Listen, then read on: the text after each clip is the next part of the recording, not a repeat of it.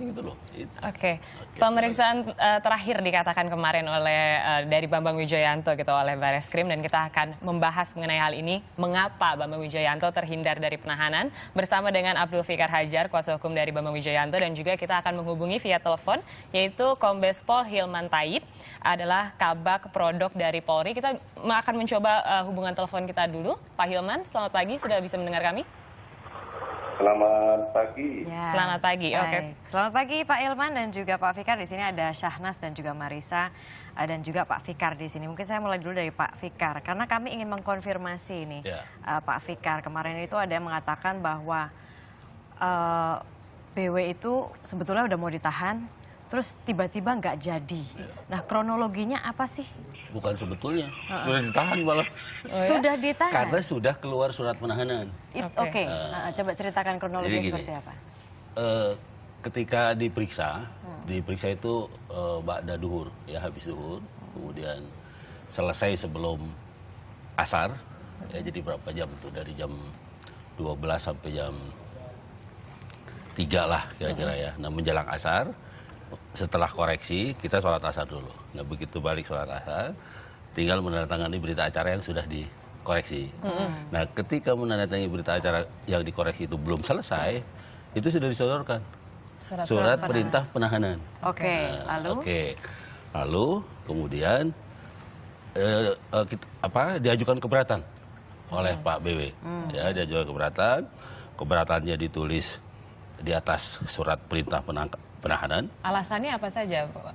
Alasannya satu, penahanan ini tidak sesuai dengan KUHAP. Ya, karena apa? Karena alasan subjektifnya itu sudah hilang sebenarnya. Kenapa? Karena pemeriksaan sudah selesai. Ya, tidak ada situasi yang mengkhawatirkan Pak BW ini akan menghilangkan barang bukti. Pak BW ini akan melarikan diri. Kan sudah dicekal. Ya kan? Artinya tidak ada lagi alasan subjektif dari penyidik untuk menahan Pak BW. Kemudian? Itu satu. Yang kedua, bahwa ada rekomendasi dari Komnas HAM dan Ombudsman yang ditujukan kepada Polri itu belum dilaksanakan. Ya. Yang ketiga, ya, sebenarnya kan ada perintah dari Presiden, stop kriminalisasi. Artinya ya sudahlah, mestinya berhenti gitu. Tapi ini kan lain. Ini jalan terus, ya kan? Nah, kira-kira itu keberatan-keberatannya. Oke, jadi itu ya kronologinya ya. Boleh mengkonfirmasi ke Pak Hilman di sini. Kombes Hilman, alasan polisi akhirnya tidak melakukan penahanan itu apa? Silakan dikonfirmasi, Pak Hilman. Terima kasih, Mbak Marisa. Jadi pada prinsipnya untuk penanganan kasus BW ini, tentu kita inginkan supaya kasus ini cepat selesai. Baik syarat formalnya, materialnya, persyaratannya dalam 184 KUHAP ini, supaya cepat tuntas dan ada kepastian dilanjutkan ke PU supaya bisa diproses lanjut. Maksudnya seperti ini. Namun demikian, secara teknis, tindakan penyidik ini tentu tidak bisa dilakukan intervensi siapapun atau pimpinan siapapun yang ada di Bareskrim. Hak penyidik, apakah dia mau melakukan tindakan penahanan atau tidak. Nah, kalau memang itu tidak dilakukan tindakan penahanan, kami pikirkan apa yang menjadi persyaratan yang disampaikan tadi, itu tidak ada permasalahan. Dan kasus ini tetap akan digelontorkan di proses lanjut. Intinya itu saja, supaya kasus ini bisa cepat tuntas dan tidak berlarut-larut. Tidak jadi polemik di tengah masyarakat. Berarti kewenangan dikatakan di sini ada di tangan penyidik, sedangkan ada juga gitu informasi mengenai adanya semacam negosiasi begitu dengan Kapolri terkait dengan penahanan Bambang Wijoyanto. Menurut Pak Hilman seperti apa? Oleh karena itu kami sampaikan, memang kalau dilihat dari asas pertimbangan hukum, apa menjadi kebijakan daripada pimpinan ini juga kita harus lihat secara baik, arif, bijaksana. Namun demikian kasihan kalau kasus ini tidak diproses lanjut, akan ngambang. Bagaimana dengan Polri-nya? bagaimana dengan Pak Bambangnya. Oleh karena itu, penyidik harus cepat mentuntaskan kasus ini sehingga selesai. Ini yang harus kita perhatikan. Baik, Kombes Hilman, proses hukum selanjutnya apa dari kepolisian? Tentu kelengkapan berkasnya kita tuntasin. Kalau ada hal-hal yang kurang ya tentu akan dipanggil. Sehingga kalau sudah lengkap, akan digelontorkan berkas ini untuk diselesaikan, istilahnya dilimpahkan. Jadi kita tidak bisa menahan. Ya kan, kasihan Pak Bambangnya, begitu juga proses dari pihak penyidik ini supaya bisa tuntas begitu. Semua berkas, semua perkara ini harus kita selesaikan. Jadi itulah intinya. Selesaikan berkasnya, limpahkan. Inilah yang harus kita lakukan. Kapan proses pelimpahan berkas itu Pak ke Kejaksaan?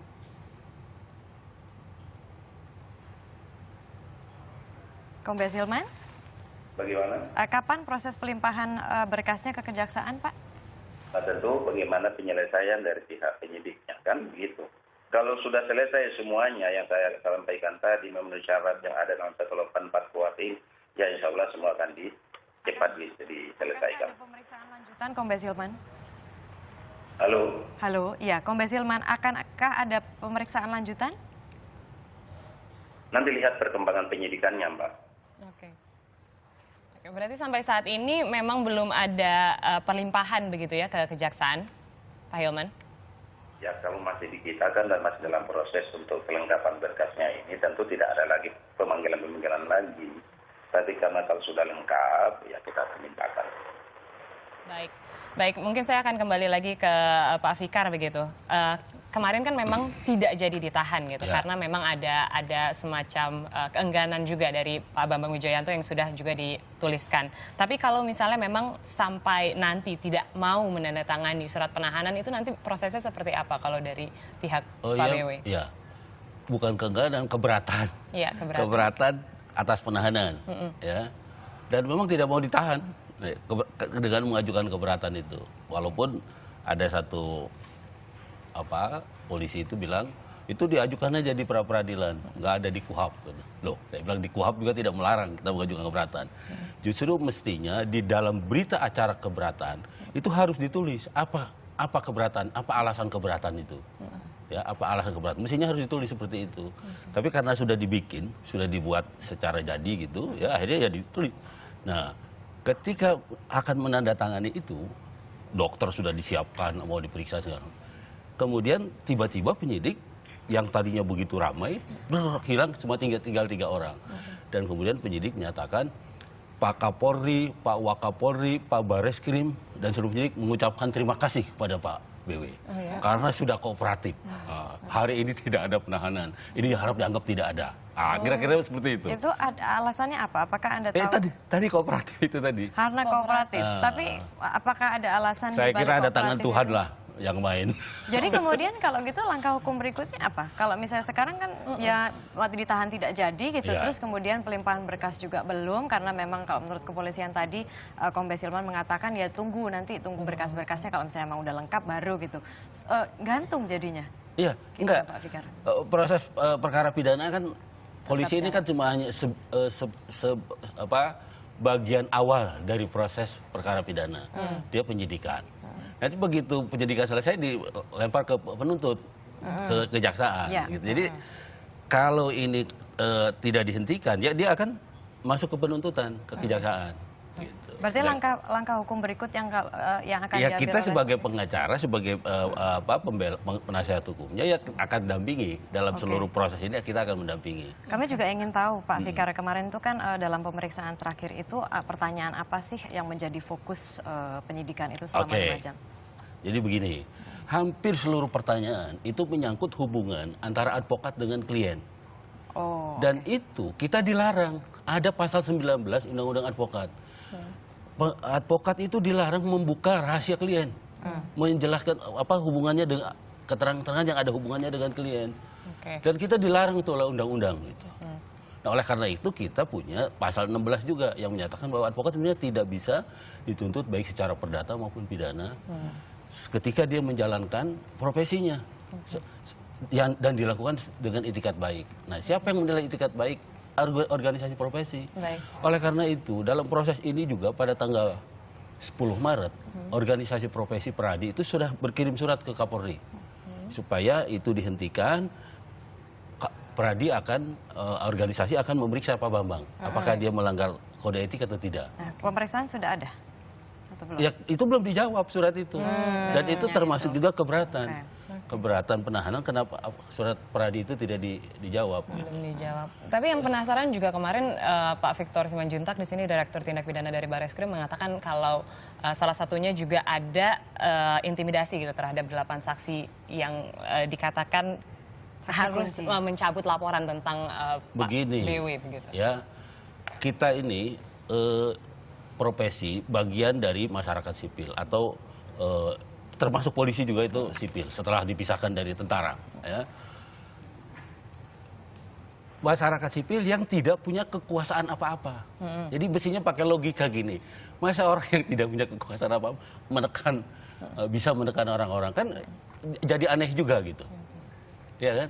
Yang bisa menekan itu orang-orang yang punya kekuasaan, baik kekuasaan ekonomi, kekuasaan hukum, dan kekuasaan yang lain-lain. Itu sebenarnya yang harus diperhatikan. Kita ini masyarakat sipil ini punya apa? Kita ini punya aturan, punya hukum. Itu yang harusnya diperhatikan juga. Anda mau menanggapi Kombes Hilman mengenai informasi bahwa ada 8 saksi kunci yang mendapatkan intimidasi, itu seperti apa sih sebetulnya kondisinya? Kami tidak menanggapi itu. Tapi kalau disampaikan tadi bahwa masyarakat sipil itu tidak punya kekuatan apa-apa, bagaimana pertanggungjawaban hukum dengan adanya kejadian berkaitan dengan tindak pidana yang memasukkan keterangan palsu ini? Ini dia yang harus kita pahami bersama. Ini kan ada 2 calon. Calon yang pertama itu mendapatkan bukan sedikit suaranya, 67.000 lebih. Calon yang kedua kan ada 55.000 lebih. Namun bagaimana yang kala ini bisa dimenangkan dan bagaimana konfliknya di lapangan? Kami ini 5 tahun di depan DPR itu menghadapi masa konflik-konflik seperti ini. Seharusnya hal-hal begini nggak boleh. Kalau memang hal ini tidak baik, jangan dilakukan. Nah, karena sudah terjadi beginilah yang harus kita tegakkan, harus kita bagaimana mengatensikan ini dia kasus hukum ini supaya bisa.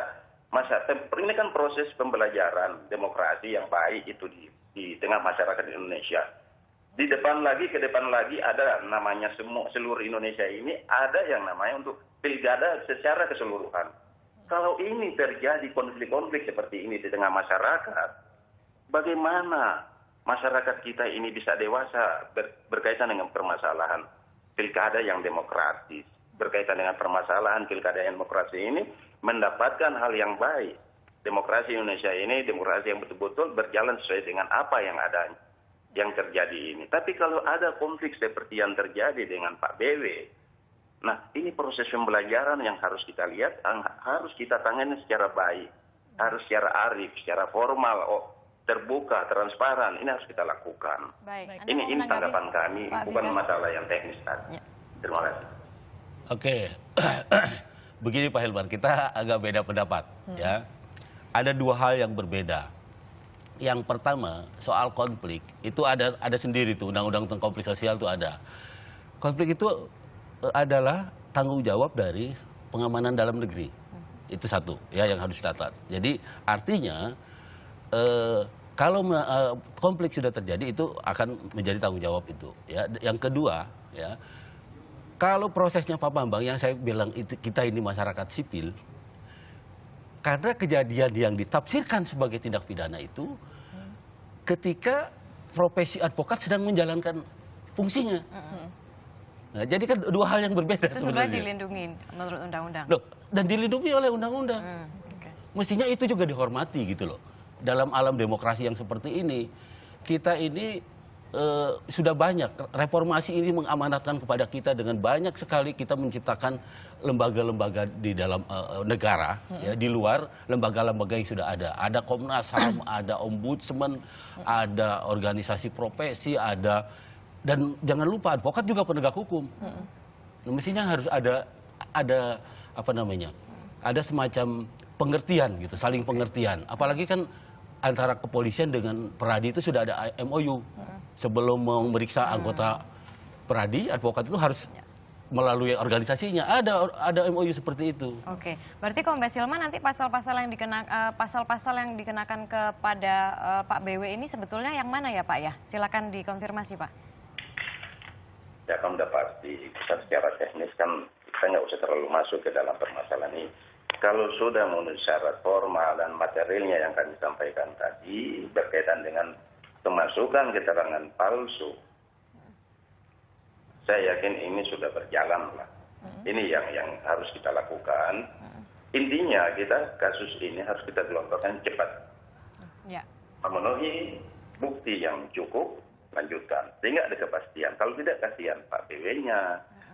Penyidik juga harus cepat kita menyelesaikan. Dan banyak sekali kasus-kasus yang ditangani Polri ini. Bukan hanya permasalahan ini. Banyak sekali di sini. Ada pertemuan bom di mana kan. Ada konferensi Asia Afrika. Ada macam-macam kan yang harus kita tangani. Jadi kalau ini saja menjadi fokus kita, bagaimana yang permasalahan lain yang harus kita tangani. Jadi harus dicepatin semuanya. Oke. Baik, terima kasih banyak Kombes Pol Hilman Taib selaku Kabak Prodok Polri dan juga terima kasih Pak Abdul Fikar Hajar selaku kuasa hukum dari BW. Ya silakan mau menanggapi singkat saja. Jangan lupa ya, saya apresiasi lah terhadap Pak Hilman itu ya dengan pernyataan yang terakhir. Tapi jangan lupa kalau Pak BW tidak jadi komisioner KPK, tidak akan ada. Saya yakin perkara ini tidak akan ada. Mau menanggapi Kombes Hilman singkat saja. Karena dia jadi komisioner. Jadi kriminalisasi KPK menurut menurut Pak Fikar ya? Karena dia menetapkan Pak BG itu menjadi tersangka, kemudian urut-urutannya ya seperti ini. Oke, mau menanggapi Kombes Hilman singkat saja. Sebetulnya Mbak, kalau ini menjadi apa yang disampaikan, kami pikir yang dijalankan penegakan hukum ini penting, sekecil apapun. Bagaimana kalau proses pembiaran di jalan saja kalau kita biarkan, Mbak? Bagaimana kalau Mbak di jalan raya begitu ada kendaraan yang seenak ugal-ugalan? Begitu juga sebaliknya. Kalau kendaraannya ugal-ugalan ini yang misalnya motor itu dia balap seenaknya, malang melintang di jalan. Ini penting penegakan hukum. Tadi Pak Fikar Jangan mengatakan dilihat dari bahwa kasus ini, sekecil apapun kita harus proses, Mbak. Baik. Sehingga kita menjadi lebih baik, lebih tertib. Negara kita ini aman untuk dalam segala aspek. Betul Pak. Kalau mau mengkonfirmasi lagi Pak, tadi Pak Fikar mengatakan bahwa ya kalau misalnya Pak BW ini bukan komisioner KPK ya hal ini tidak akan terjadi. Anda mau menanggapi hal itu? Ya tentu ini yang saya sampaikan tadi. Sekecil apapun dan kalau ini jelas masyarakat tahu dan atau pihak kita yang tahu ya kita harus laporkan proses. Apapun bentuknya kasusnya. Jadi bukan masalah Pak BW-nya aja, tapi semua permasalahan berkaitan dengan kejahatan atau pelanggaran yang kita harus proses. Itu Mbak prinsipnya. Oke, baik. Terima kasih banyak Kombes Pol Hilman Taib dan juga Pak Fikar sudah ada di sini. Proses hukum juga tentunya masih berlanjut karena status terakhir adalah kemarin itu sudah keluar surat penahanan tapi tidak jadi dikatakan bahwa ini dianggap sudah tidak ada. Kita tunggu bersama. Betul, sementara itu kita juga akan